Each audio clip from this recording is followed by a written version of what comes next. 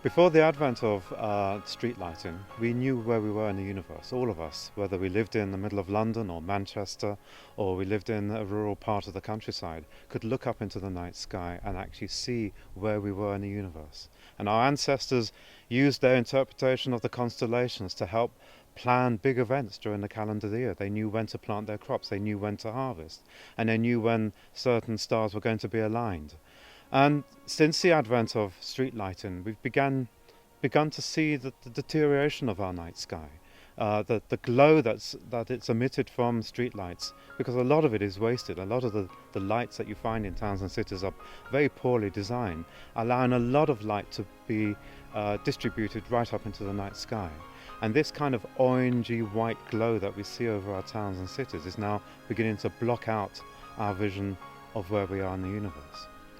In Northumberland, we have some of the darkest skies in England, and that's official. In 2009, the Campaign for the Protection of Rural England undertook some surveys to measure the levels of tranquility around England, and they discovered that Northumberland National Park and Kielder Water and Forest Park are certainly some of the most tranquil areas, but also they have some of the darkest skies. Very few people have had the chance to actually view a night sky.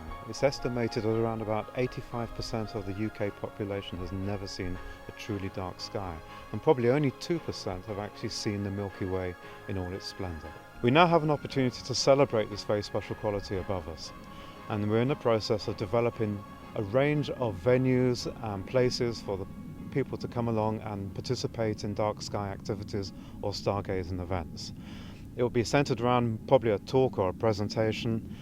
Then, weather permitting, we can actually go outside and use the telescopes and the observing equipment to see the beauty of the night sky above us. And these places are called dark sky discovery sites, and they'll be mapped out and they'll be very easy for people to find, and there'll be lots of events hosted there that will be promoted to everyone interested.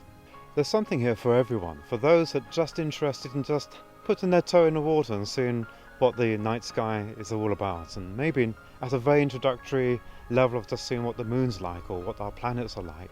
But there's also opportunities for people to deepen their knowledge and to go further and understand more about our universe, and there are other places that will be providing that kind of experience. So my name is Gary Files, I'm the director of the Kielder Observatory. The Kielder Observatory was set up in 2008 as a visitor attraction, and we now attract over 24,000 visitors every year to engage with the universe around them. The idea behind the observatory is really quite simple. It aims to inspire and enthuse anybody who comes here. We have a range of instruments which are dedicated entirely and completely to allowing members of the public to observe objects in our solar system and even in our galaxy and beyond that. The Kielder Observatory was built at this location for good reason. Like all observatories, there's a compromise to be had, and we had our compromises with this location. However, the observatory sits on top of a hill. It's around about 1,200 feet above sea level, and it's in an area where there isn't any light pollution whatsoever, so it was an ideal choice for us to build the observatory here. It's just on the outskirts of Kielder village and very close to the Kielder Reservoir itself. And because of its location high above the forests, we tend to get above all the fog and the mist that sometimes can land in the Kielder area. And because of our altitude, it means that we get a fantastic horizon all the way around the observatory, allowing us to see the planets, for example, as they slowly rise in the east, and to get unheralded views of our Milky Way galaxy. So the location the observatory is in is fantastically important, and it's important because it's dark and it's high.